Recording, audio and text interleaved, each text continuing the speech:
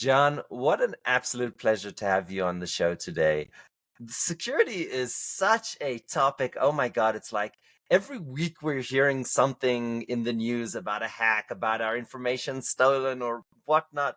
I want to ask you a very fundamental question. Are we safe as individual consumers? I mean, should we be worried about this? That that's a great question. It's funny you cut right to the chase. And by the way, thank you very much for having me on your show. Yes, everyone's at risk because when major organizations that have your data are compromised and your data is stolen, these are cyber criminals, the very sophisticated ones. They're getting your credit card numbers, they're getting your personal information, they're getting your social security number, and they can commit future crimes. Not only do they want to sell that, but they're going to sell it to other criminals who will then use it to commit fraud, make financial obligations in your name. So yes, there's a reason to worry. But there's also a So reason not. wait, let's who are these people? Yeah, it's become a much more diverse group because up until more recently, it's primarily been driven by enemies of the U.S. It's been Russia, China, North Korea, Iran. It's been very sophisticated criminal organizations that often work in collaboration with these governments. There's no prosecution, and they target American individuals. They want to get money. They want to get secrets. They want to destabilize our democracy. But more recently, these tools that they use have been evolved, and we're seeing the democratization of cyber attacks. What that means is 5 years Hmm. ago, or if you suddenly gave up being the wonderful person you are and you decided, I'm going to pursue a life in cybercrime, I want to have great wealth, and you made that I switch. heard tax on organized crime is very low. It's a great cash business. Yeah, not. And if you're in one of those countries, there's no risk of prosecution. But he would say, "Oh my goodness, these tools are so complicated. How can you possibly use them?" But in the last 5 years, these organizations have made these tools so they're very easy to use, so that because they want to license them. They develop these sophisticated tools and they get money from them. They said, "Hey, what if we licensed them to somebody else?" So they made them much easier to use. Some of them even have support numbers. So if Okay. tonight you decide to be a cybercrime and you're having trouble launching your attack, you can get support. I'll call a support number. That So is that is outrageous. That is ridiculous. So crazy. so We live in the gig economy now. So the same person who delivered your groceries in the morning and delivered your lunch, the Uber Eats and DoorDash, and who drove you to the airport in the afternoon, tonight they could use these tools and steal your credit card and social security number. vertical Once, integration. I mean, why not? I mean, I'm doing this in the afternoon. I've got your credit card number. Might as well hack it. yeah. So Oh now my it's lord. everybody, but the biggest risks are from the most advanced tools, and the bigger risk are from these large nation-sponsored cyber criminal groups. That's who the biggest risk is. And so to come back to your original question about should people be worried? Well, it's not good to worry about something you can't do much about. It's hard for an individual to change the policies of their healthcare provider or Yeah, major that's financial. true. That's true. We can vote with our feet, but a lot of these choices aren't more. At most big companies, you don't choose who your healthcare provider is. And if they were That's true. compromised and you walked into the HR office and said, switch healthcare providers or I quit. All right, we're going to miss you, baby. You know, where's that Not going to gonna go? not gonna happen. Not gonna Yeah. happen. But here in the But US, if your credit card is stolen, and yeah, today, right now, you went out to the mailbox and you got your credit card or you looked online, your statement, there's $2,000 of charges. You tell your credit card company, they wipe them out.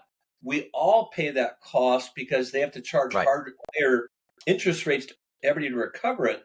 But you as an individual, you have the hassle, but it's unlikely yourself or a real financial loss. The biggest danger is these massive amounts of data, that are sitting in these single places where people can steal them. And then what's what they do with the data after they stole it?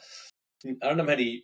Tell me how many times have you received a letter in the last year or two that has said, "Ooh, your data was compromised. We're giving you credit monitoring for a couple of years," and you're thinking, "I've already got four of them. Do I need a fifth one?" So No, it, it's all the time. It's at least once a month, and I'm sure it's much more than that. I just never find out. yeah, that's another issue, which is why the SEC has increased the requirements and the regulations for disclosure. But there really isn't that much that you can do as an individual from these large losses. But there are things you can do from the smaller losses. There's just good practices about, because part of it is how they attack companies and people. And they don't attack in one method. If I just stop this one method, I'm safe.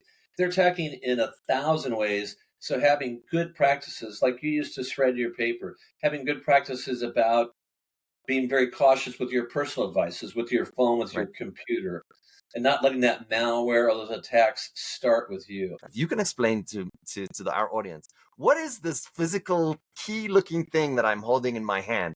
What does it do? How does it work? Why is it important? Hardware is the most secure way to protect access. Thank you. But Why? hasn't Wait, hold on. Why? Explain that. Well, because when you identify who you are, when you log into your bank or your employer, you have to have something that's unique to you. And so they say, well, we'll give you a password. That's unique. Yes. But somebody calls you up and they convince you to that they're with tech support. So you share that, or you go to a malicious website. It looks just like the bank, but it isn't.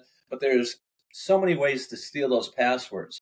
So because there's so many ways to steal them, they become very insecure. With hardware on that device, I can put information that identifies you that you're no longer in the process. And at its core, the biggest vulnerability in computing is people. Right. So if you can take people out of it, it's like we don't trust our kids with certain information because they can't keep a secret. And users can't keep a secret, that password. So if they don't even know their own password, and there's so much conversation now about going passwordless. If a user doesn't know their password, nobody can steal it. Nobody can intercept it when it's in transmit. And so hardware devices allow you to do that. So your question, why haven't people used them? Because they're a hassle. If I know my password or it's stored in my browser, I can log in from anywhere on any device. If I have to have that key, if it's a USB key, well, what if my phone doesn't have a USB port? Okay, so I'll do NFC. Yubico is a great company. They make more of those than anybody. They have an AC. Okay, now I can use it elsewhere. But what if I left it at home? What if I don't have it with me? What if I left it in my drawer at work? I don't have it. So our strategy, and I don't want to turn this into a sales pitch for the company, but our strategy is to take all the advantages of hardware, the ultimate in security, but then bring back the convenience that we're used to.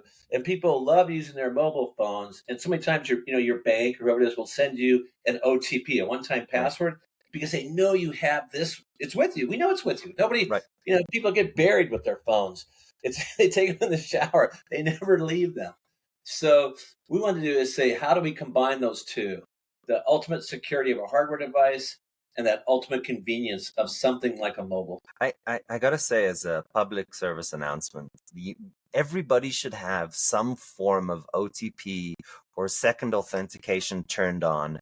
I mean, we have a lot of technology that's not just being used. Even in the just simple phone SMS, everybody should turn that on.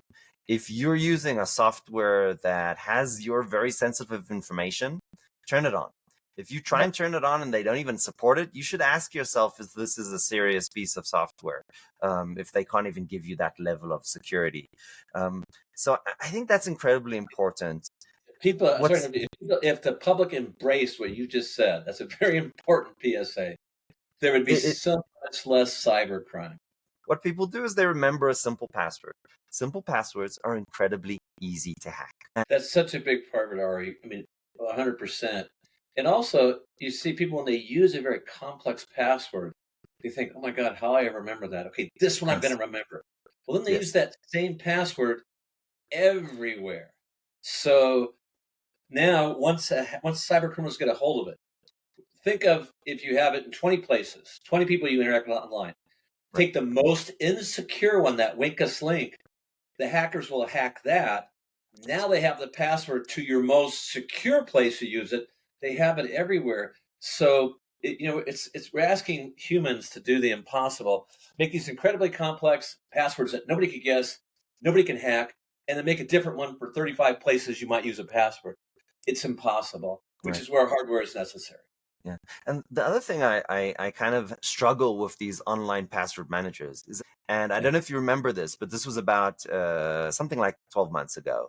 Um, almost like 2 or 3 of these big password manager softwares got hacked. So now they have all your passwords. So I was like, oh, the person Yeah. who guards my secrets just gave away my secrets. Um, this this is sitting in my house. It it cannot be hacked. Yeah. It's And it somebody can't has to be. break it. Yep. It can't be used. It can't be used by anybody else. It's the only way Right. they can get it is if they steal it. Well, they use Russian hackers in Russia, Chinese hackers in China. They're not coming into your house to steal this. I'll tell you. Here's an example. In the U.S., we have banking Right. regulations where the banks have to put your money back in your account if you're doing Yeah. fraud. Not so in Europe. So when you look at American consumers, individuals that use banking, most of them would never want to use a token to access their bank Oh. account.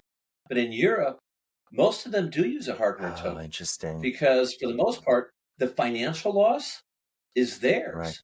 So consumers will even spend their own money to buy the tokens because they're protecting their Oh, money. wow. If you know your bank has to replace that money or pay that credit card debt, nah, why'd you have the That hassle? It's their that is loss. such a I mean, obviously, as you said before, right? There's this, insurance and costs, and like we eat the costs somehow, but it gets distributed across all of Yeah, us. But what's absolutely beautiful about your example is the incentive design, right? If you're not incentivized to take care of your own security, you might not. But if you feel the pain very actively, then you'll take care of yourself. That's so beautiful. What I'm going to argue is that there are mitigation steps. Now, here's why. When our financial information gets stolen, it could be credit cards or it could be social security number. The point I want to make is there are things we can do to protect ourselves. And this is another thing that I think a lot of people don't know. You can put a PIN code on your SSN.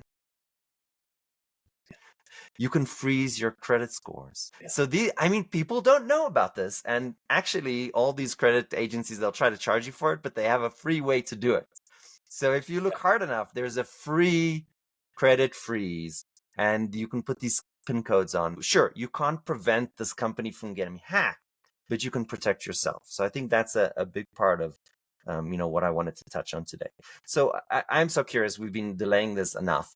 Tell us about your product. It's a ring. How brilliant is that? I just love this. Well, I love your enthusiasm. We have predecessors, RSA, Yubico. Yes. Yubico makes a great product. And if everybody used it, we'd all be more secure. But everybody doesn't use it because of the Right. hassle, remembering where it is, the things we Yeah. talked about. So we said, how can we make it so we have the best of both worlds? All the security without the hassle. And so we said, let's make it into a ring. So you wear the ring, and you can see on my ring, it's got a fingerprint scanner.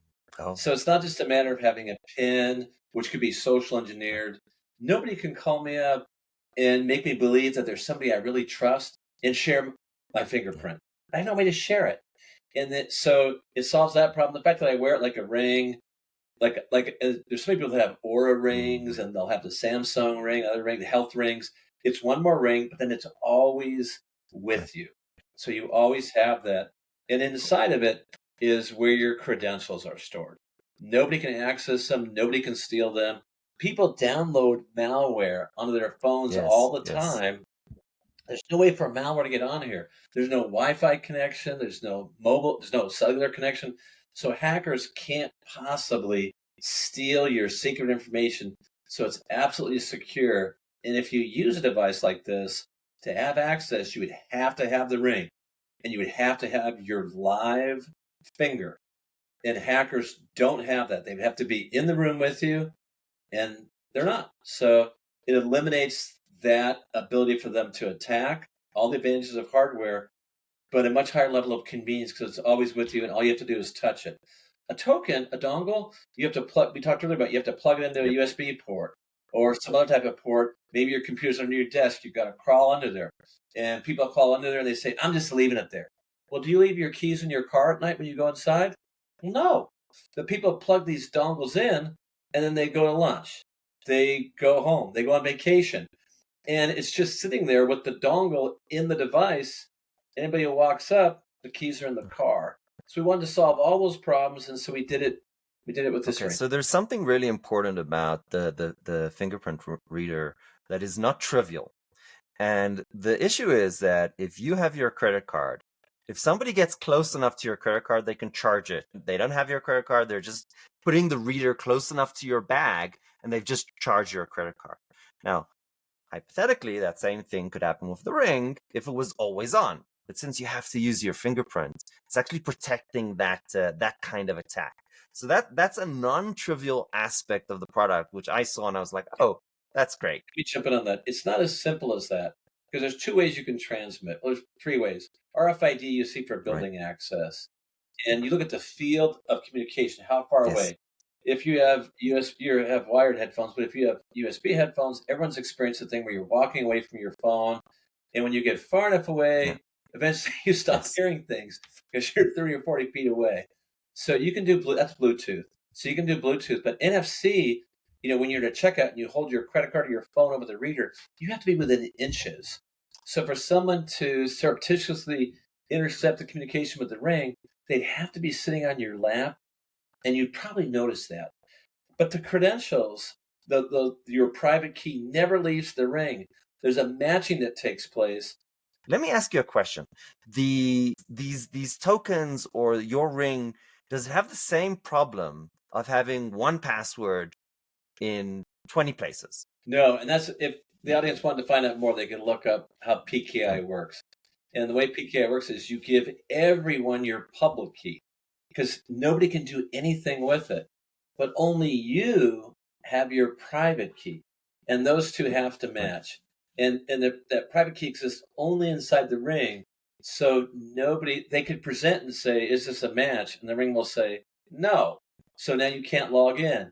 And it's very large prime numbers. When that does match and they verified it, now you can gain access. So this prevents anybody from ever pretending they're you.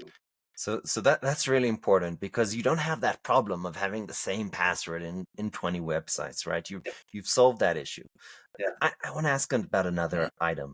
Let's say I've got all kinds of garbage on my phone, and one of them is, malicious and it's monitoring what's happening on my phone.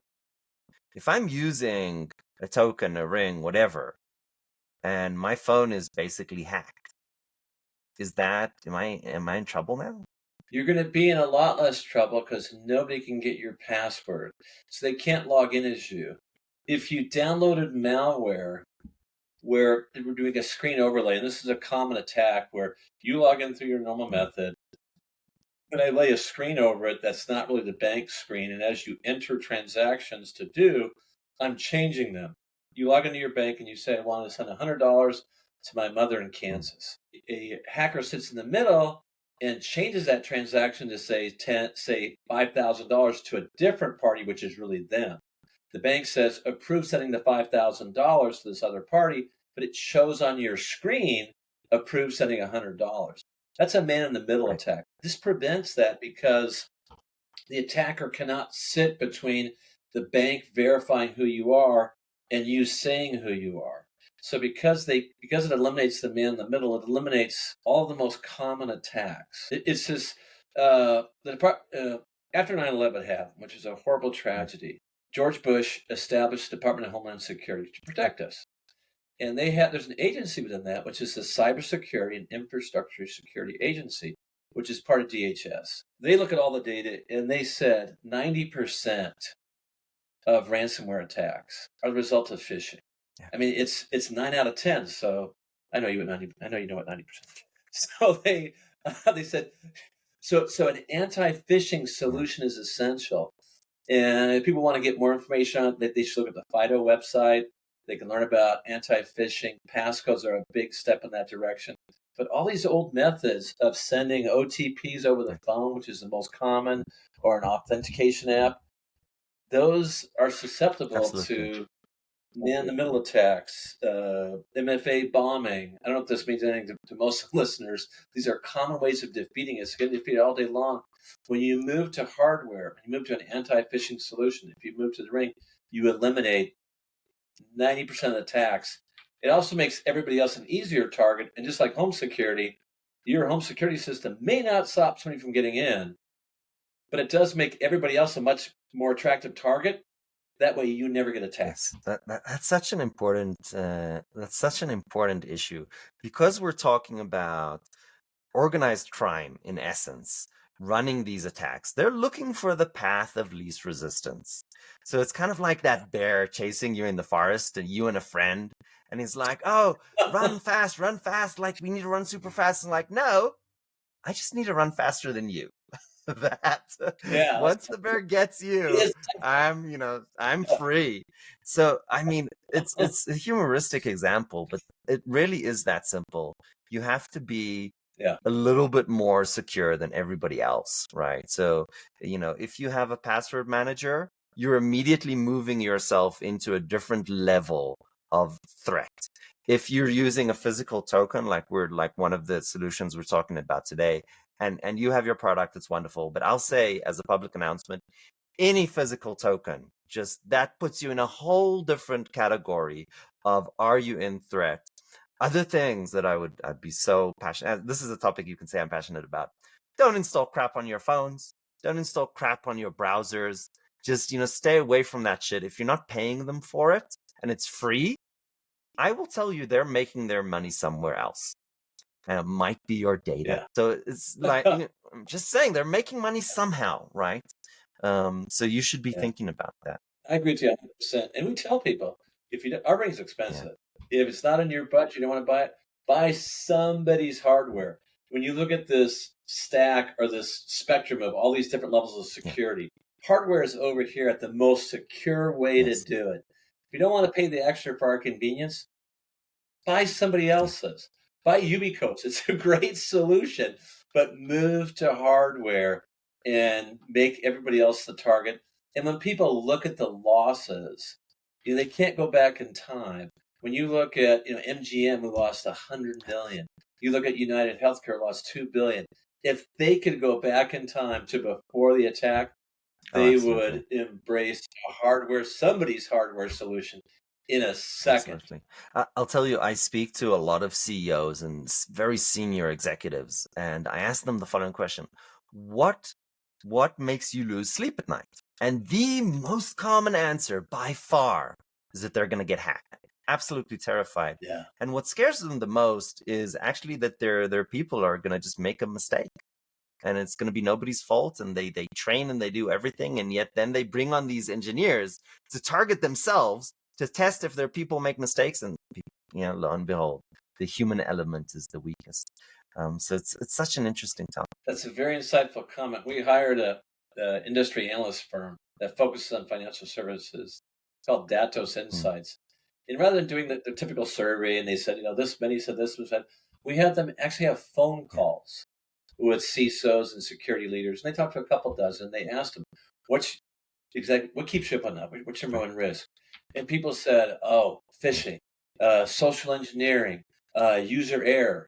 Like, well, they're all saying the Right. same thing. It's that their users are going to get hacked, and then once the criminals get in, maybe it's a week, maybe it's a month, maybe it's 2 months, but they're going to have this huge downfall. And but that's when you look at. I don't know how long you've been following cybersecurity. I've been in the cybersecurity space for more than a decade. There's a ton of people who have a lot more information than I do, but everyone sees the Yeah. same thing. Both the defense mechanisms and the attack mechanisms are just racing Oh my forward God. with new technology. It's stunning, especially with the integration of AI. But there's one, and over those 10, 20 years, there's one thing that hasn't changed at all, hasn't advanced a bit, and that's you, Yeah. Ari. It's This is me. true. We haven't gotten any smarter, any less gullible, anything else. So the primary way of defending an organization is Right. users. And at the start of the year, everyone does their surveys, and Gallup says 50% of people are quiet quitters. And Robert Half or some HR firm says 40% of people are planning to quit their job that Right. year. Do you think an employee who's planning to quit their job, they have one foot out the door, is that going to be the person who's most diligent in keeping bad people out? So Right. that's why we say you've got to take the users That's out of true. it. We talked about it earlier in our conversation, you and I, that if a user doesn't have their password or a way to be compromised, who cares if they're reckless? They are no longer the weakest link. And that's what anti phishing solutions, and that's what our solution really focuses on. How do we And somebody comes train. We're going to train our people to be able to spot every Right. attack. No Yeah, way. John, No the way. problem until, let's say, 4 or 5 years ago, I felt that I was like able to avoid any kind of phishing attack. Like I got this and I can help other people understand. It's not that complicated. What's happened, especially after ChatGPT, is now people are getting so sophisticated. These organized crime are getting so sophisticated in their attacks that I look at something and I'm like, I don't know if this is real or not. Like I don't know anymore. So my this is horrifying because if somebody who is, self-proclaimed king of the lemurs, self-proclaimed security expert is saying I don't know, and is being humble to say that, look, this is getting to the level that this is so good that sure, maybe I'm like, is this real? But I'm not sure that it is or isn't. Like that is amazing.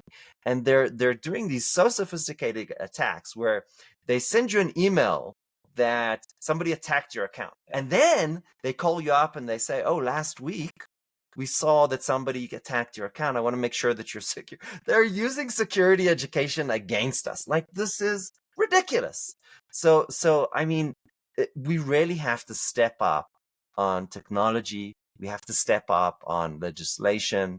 Sure, we have to step up on education, but I'm no longer certain that that's the solution. Well, yeah. To that point, Ari, when you think about it, like you talked about, what can consumers Right. do? If you ask me, just change the words on a little bit. What can consumers do to make sure that their plane doesn't crash? I hop on United or American Great Airlines. How do I? Yeah, where I'm going is the same thing with food. How can I make sure the food I eat is Yeah. always safe? Am I supposed to go into the kitchen at the restaurant? Well, we have these wonderful agencies called the FAA, keeps our airlines Yeah. safe, very strict regulations that are enforced. They have real teeth to them. We have the Yes. FDA, keeps our food safe. We don't have a national organization or agency that says the people who have our most sensitive data, here's some strict regulations they have to follow so it's not stolen. And if planes kept these headlines that you were talking about that we see every day, this company got hacked, this company got hacked. Substitute that with planes Yeah. crashing. That would never happen because the FAA goes to all these lengths to make sure we're safe. Where is, and most people don't like the idea of more regulation, but where is the regulation that protects our cybersecurity and our personal information the same way our air travel and our food? You may have a glass of water, you just take for Yeah. granted what's coming out of the tap is safe. Where is that in the cybersecurity space? Yeah, this is a very, very fair point. And just to bring our audience with us, there are a few, let's say, security audits, I should call them. One of them is called SOC 2, SOC 2, and the other one is called ISO 2701. The key thing to take away from what I'm going to explain is these are all opt-in. Nothing is forcing an organization to be compliant. Now, I want to say something absolutely horrific. You can be compliant and you can work with these auditors and consultants to be completely compliant, pass an audit year after year after year, and not be secure. So the experts in the industry know that there is a difference between real security and compliance. So, okay, Absolutely. I want to ask you a little bit of a personal question. You've had a long career in security and done a lot of interesting things. When you look back over the last 20, 30 years, what would you go and tell and advise 20-year-old John? Wow. AI is number one. AI is transforming cybersecurity. I mean, it's the obvious answer. It's transforming everything, and it should permeate every organization, every position. It's not. It will eliminate some jobs, but mostly it's going to allow the jobs that exist to be much more effective. And people who don't have, you say, well, AI won't apply to what I do. I do such and Mm-hmm. such. AI will touch everything. So really embracing technology, just as there were people who didn't embrace computers when they Right. first came out, then didn't embrace personal computers, didn't embrace mobile phones, thought the internet would just be a fad. We just talked about three trends that have happened, in my lifetime. So it's catching that newest wave, but there's also these fake Yes. waves. Everybody thought blockchain will permeate everything. It's very valuable for Yeah. crypto, but it hasn't changed everything. And self-sovereign identity. Gonna change everything. People have been saying that for more than 10 years. It's probably not gonna. So it's being able to discern between the ones that are legit and ones that aren't. But AI is absolutely legit, and it's gonna change everything in such profound ways like nothing before ever I has. I love your comment though, because you were saying this between the lines. The difference between if AI will impact you negatively or positively is really if you get on board, learn about it and use it, right? If you Yeah. fall behind, it's gonna impact you negatively for sure. If you stay in time with the technology, then the risk of you being impacted or your ability to adjust to the impact and be successful is so much better. Um, Yeah. And the beauty is that AI will tell you what you should know about AI. You could go into any of your listeners could go to ChatGPT now, and you can type really long yeah, prompts. The longer the better. You could say, "This is me. I'm a so and so, so and so. This is my job. This is where I right. live." You can put all this information about yourself in. Oh, you gotta be careful though, because nothing that's person identifiable. And say, "What do I need to know about uh, generative AI or AI to help me in my professional life and in my personal life?" And ChatGPT will give you a very long answer with really great suggestions about where you should go in gaining knowledge, learning knowledge. So it's so incredibly easy for anybody to learn more about it because you just go to ChatGPT website, log in, type it in, and there's your answer. So anybody who's not hasn't at least done that, how should I be? Here's me. How should I be using today? They should do it right after the end of this. I think that's so wonderful. And, people will get up in arms about the ChatGPT hallucinations. Well, guess what? If you do a Google search and you go to, a website, that can be wrong.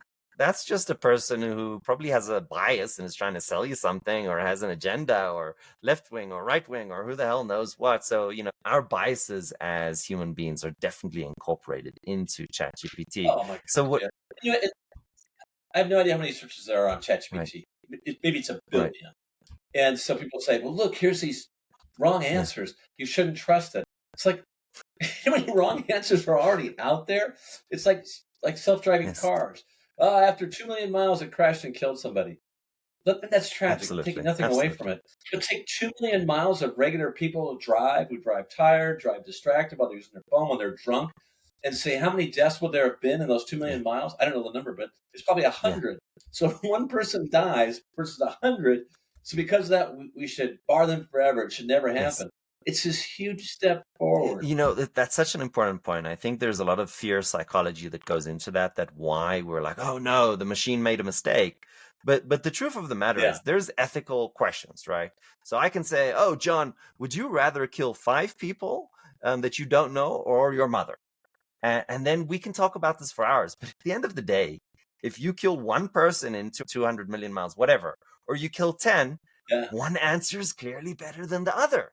Like that, it's not a yeah, complicated discussion, so we don't need to emotionalize it.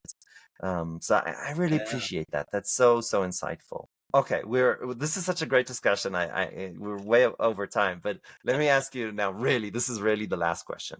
A lot of I have 3 kids. A lot of youngsters today thinking about cybersecurity, about their next step of their career, AI. What would you advise to these kids starting their journey nowadays? I think that's some deep thought because I have a lot of children of my own, more than a dozen, and that's not a joke. But So, what?